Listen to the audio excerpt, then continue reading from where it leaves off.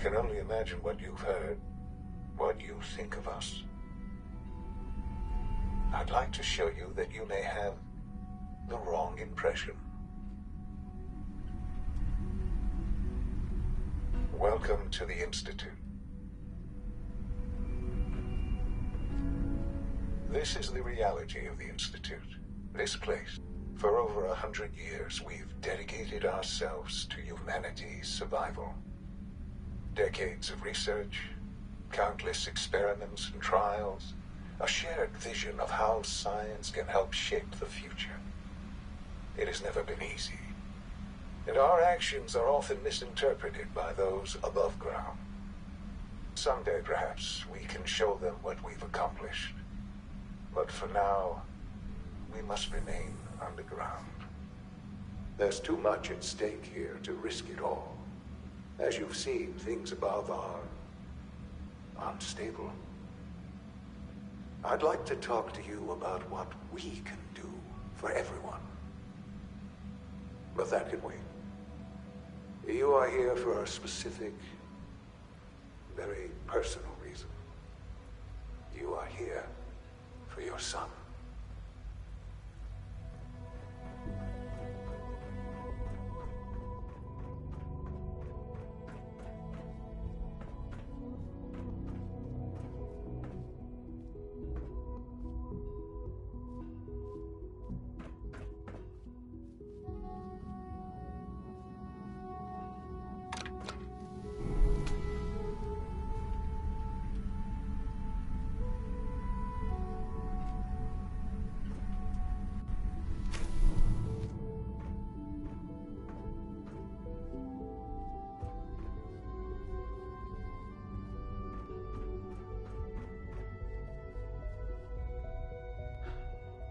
Sean? Huh? Yes, I'm Sean.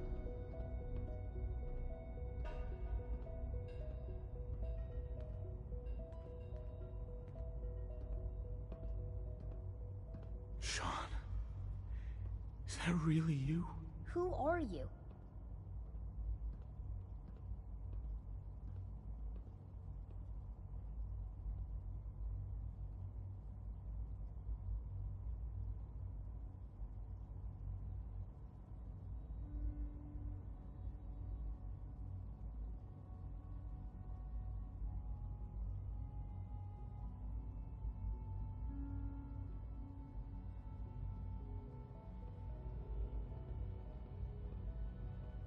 Sean, where is everyone? Father, what's going on? What's happening?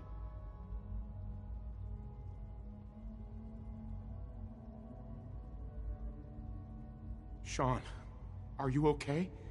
You're not hurt, are you? What's going on? Father? Father!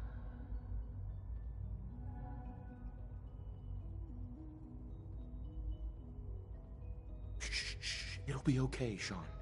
I'm here now. I don't know you. Go away! Father! Father, help me! There's someone here! Help me!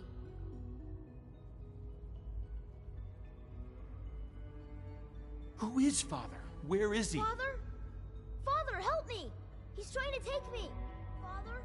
Father, help me! Sean.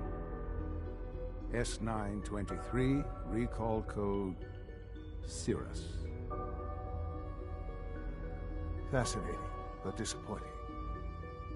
The child's responses were not at all what I anticipated. He's a prototype, you understand. We're only just now beginning to explore the effects of extreme emotional stimuli. Please try and keep an open mind. I recognize that you are emotional, and that your journey here has been fraught with challenges. Let's start anew. I am Father. Welcome to the Institute. Your title? Father is my unofficial title. It's what I've come to mean to the people of the Institute, just as you mean to your son, to Sean. I'll make this very simple. Where is my son? He's here, in the Institute. Closer than you think. But I need you to realize that this situation is far more complicated than you could have imagined. You have traveled very far, and suffered a great deal to find your son. Well, your tenacity and dedication have been rewarded. It's good to finally meet you, after all this time. It's me. I am Sean. I am your son.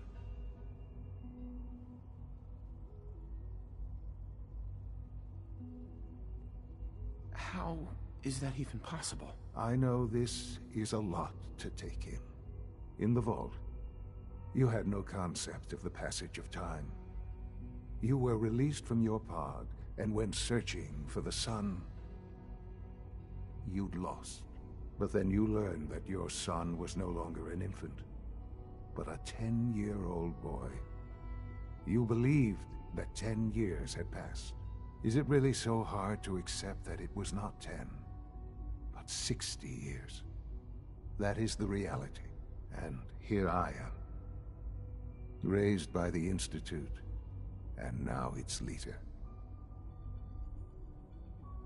But why? Why take a child? Why take you? Ah, now that's the question, isn't it? Why me? At that time, the year 2227, the Institute had made great strides in synth production. But it was never enough. Scientific curiosity and the goal of perfection drove them ever onward. What they wanted was the perfect machine. So they followed the best example thus far. The human being. Walking, talking, fully articulate, capable of anything.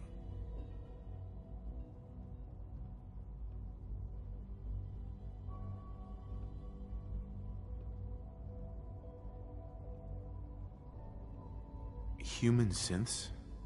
Really? Human-like synths. A great distinction. The Institute endeavored to create synthetic organics. The most logical starting point, of course, was human DNA. Plenty of that was available, of course. But it had all become corrupted. In this wasteland, radiation affected everyone. Even in their attempts to shield themselves from the world above, members of the Institute had been exposed. Another source was necessary. But then the Institute found me, after discovering records from Vault 111. An infant, frozen in time, protected from the radiation-induced mutations that had crept into every other human cell in the Commonwealth. I was exactly what they needed. And so it was my DNA that became the basis of the synthetic organics used to create every human-like synth you see today. I am their father. Through science, we are family. The synths, me, and you. And you've been down here the whole time? I have. Yes. I know you must have questions. Please. Anything I can do to help you understand.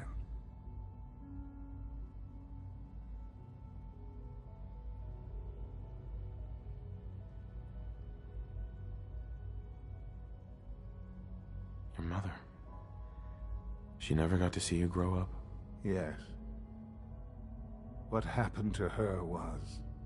I've gone over the records of the incident, of course. It seems her death was an unfortunate bit of collateral damage.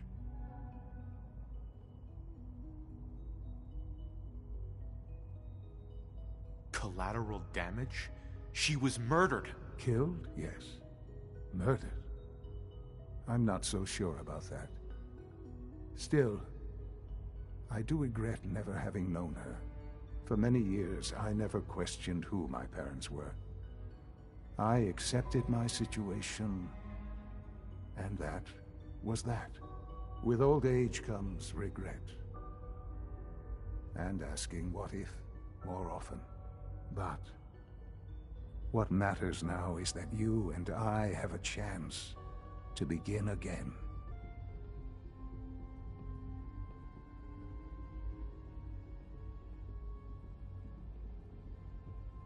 Kellogg. He worked for you? Kellogg.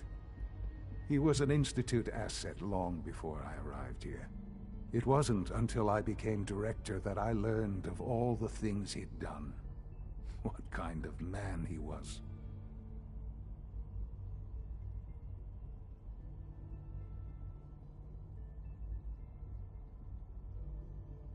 He was a murderer. He killed your mother. Believe me, I am well aware of the atrocities Kellogg committed. I suspect there are many more we'll never know of. The Institute took advantage of Kellogg's vicious nature. I will freely admit that.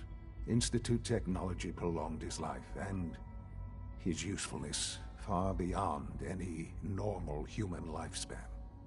He never failed the Institute, but his cruelty became more apparent with every completed objective. I won't lie. It's no coincidence your path crossed his. It seemed a fitting way to allow you, us, to have some amount of revenge. What else can I say to ease your mind?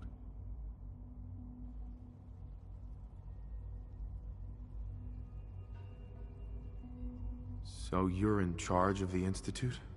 I am the acting director, yes. I spent decades working to reach this point. It's a responsibility I take very seriously. The Institute. It's important. It really is humanity's best hope for the future, no matter what those above ground might think of us.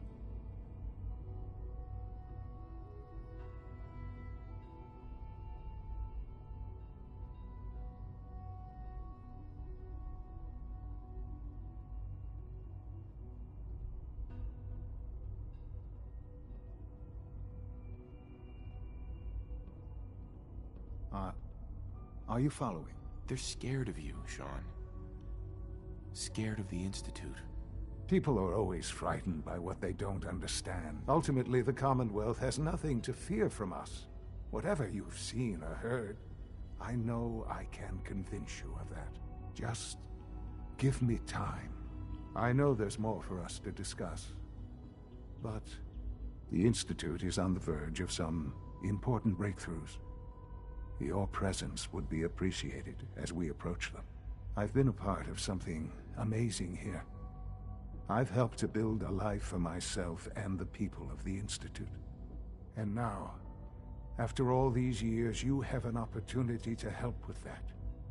Doesn't that intrigue you? Isn't that what you want?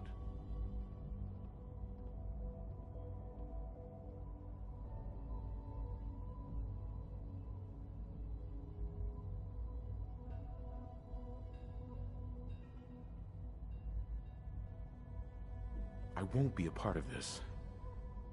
I can't. Why? Because of the reputation of the Institute. The Institute can provide a better life than anything above ground. You've been in the Commonwealth. You've seen what it's like. I assure you that you are better off with us.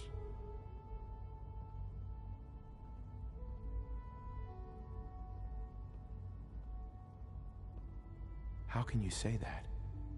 How can you be so dismissive of all those people? Everything they've done? Because it is the simple truth. And I believe you know it too. I simply ask that you give the Institute, me, a chance. A chance to show you what I've been telling you. We really do have humanity's best interest at heart. Will you take that chance? Are you sure you want this? Yes, I am. It would benefit us both to work together.